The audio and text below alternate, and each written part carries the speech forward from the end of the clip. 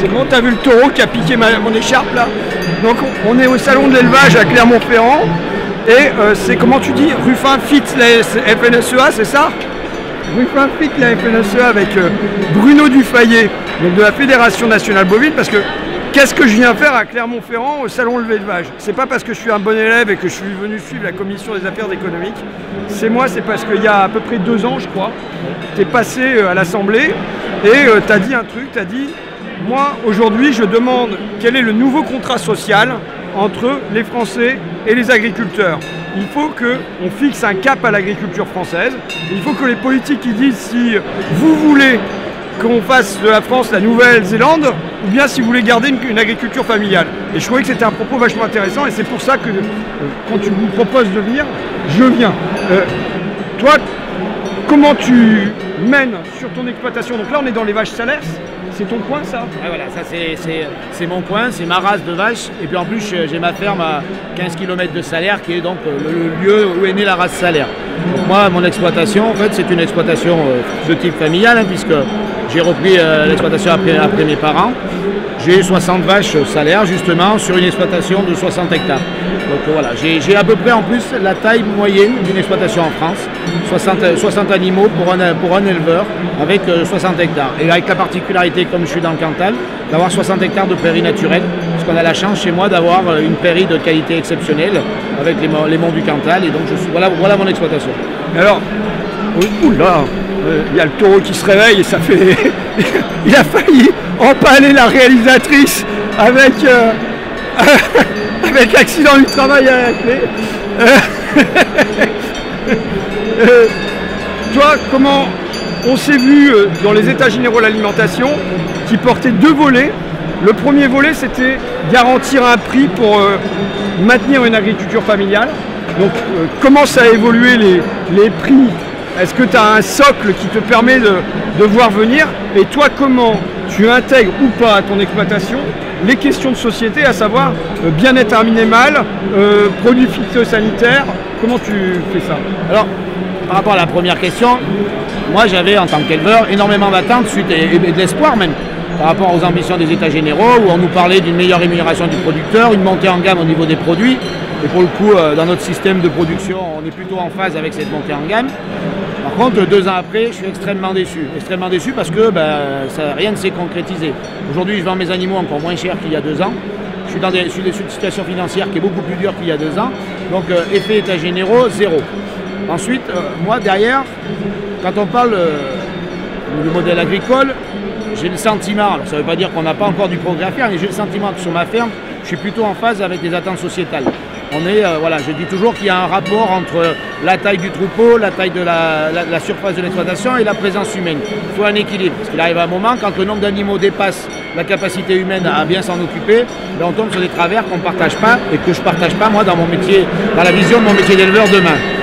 Sauf que pour atteindre ces objectifs-là, moi j'ai besoin aussi justement d'une vraie cohérence de politique et ça je ne le retrouve plus aujourd'hui. Je ne le retrouve plus. Je pensais l'avoir... Je pensais qu'en partie ça pouvait se réaliser avec les états généraux d'alimentation et la loi Egalim.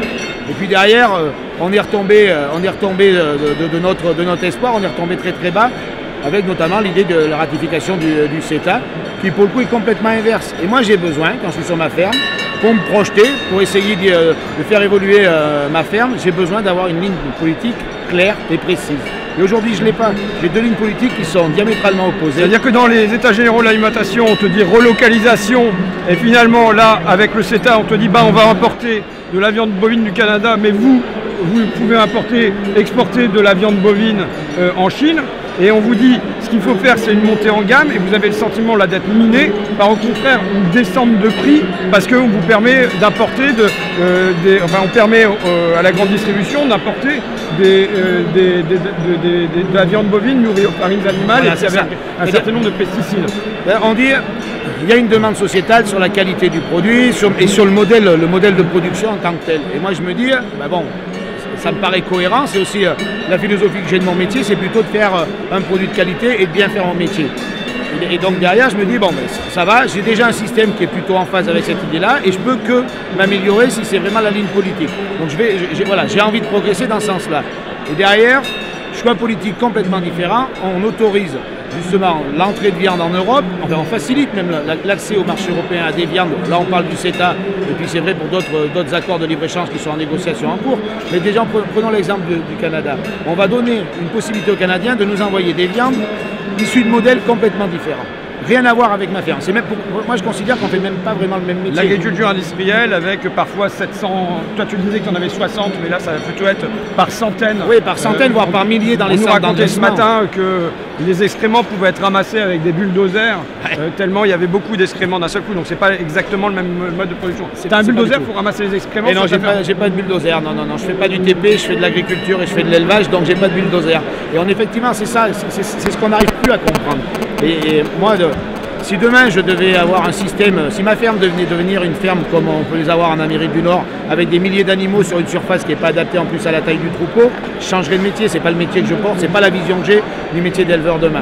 Donc on a vraiment besoin de cette cohérence politique. Et on ne peut pas renvoyer juste la responsabilité aux agriculteurs, aux éleveurs, mais organisez-vous. On l'a entendu encore ce matin. Allez les gars, organisez-vous. Mais attendez, c'est pas en faisant comme ça qu'on va... Mais les gens, ils se sont organisés ce matin. Les éleveurs, ils se sont organisés ce matin. Ah ben ce matin, effectivement, à force de porter des discours finalement assez condescendants, assez suffisants vis-à-vis du monde agricole, ben il arrive ce qui s'est passé aujourd'hui en fin de débat, où il y a l'exaspération qui prend le dessus.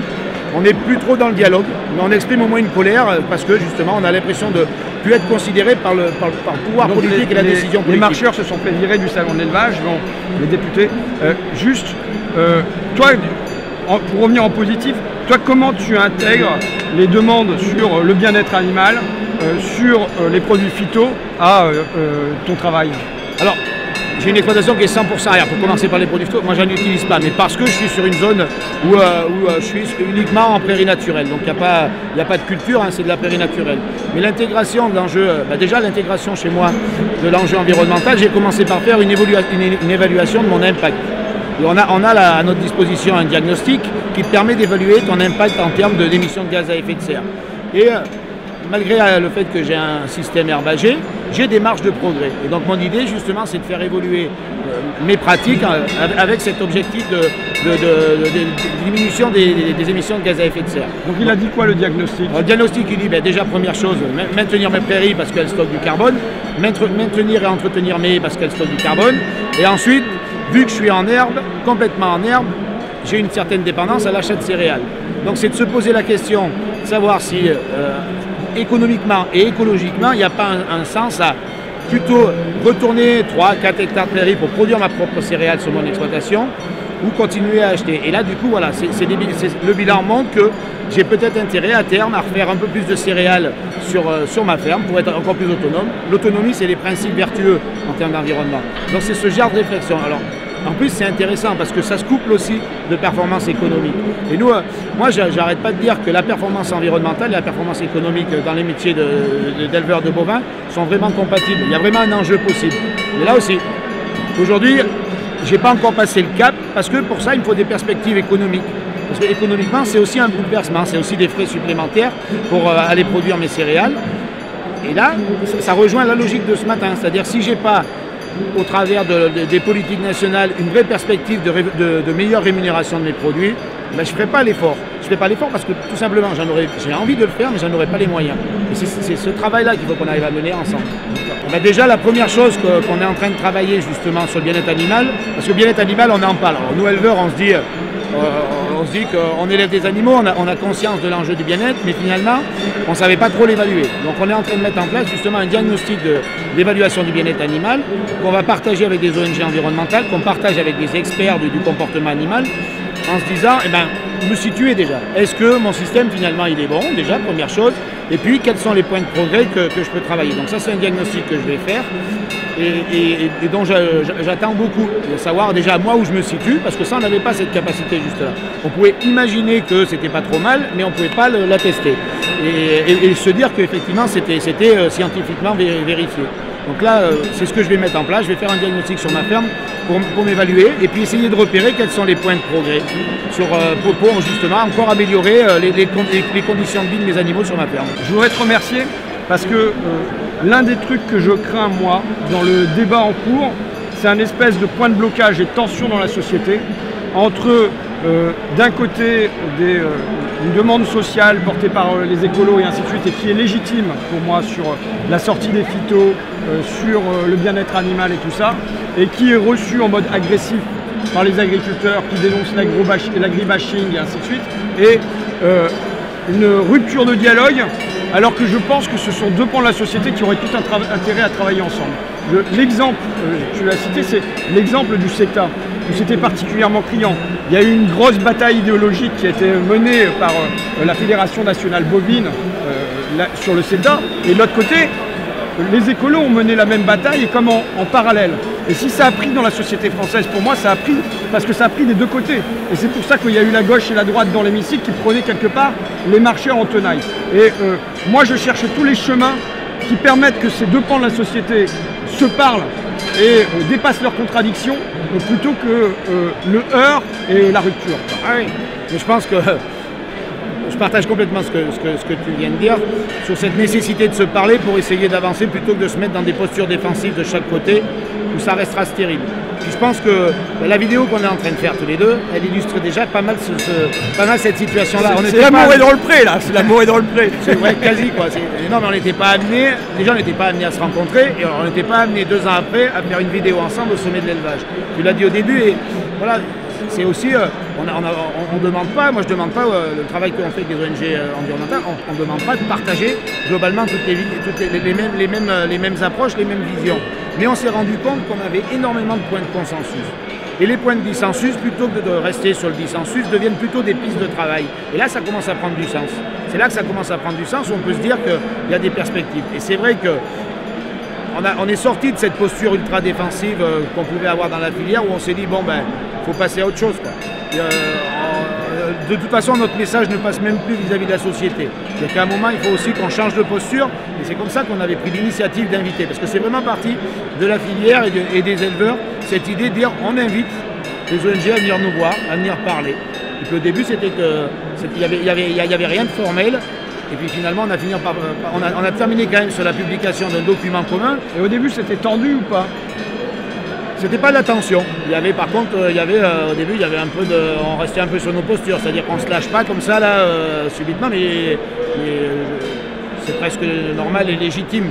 Il faut d'abord créer cette espèce de climat de confiance où on se dit que finalement, on va se renifler quoi. Ouais, voilà, c'est ça. Si on veut le faire de côté, si on veut y donner une petite touche animale, on va d'abord essayer de se sentir, de se renifler, et on se dit ouais, finalement, il y a peut-être moyen de discuter, puis il y a peut-être même moyen d'arriver à produire des choses ensemble.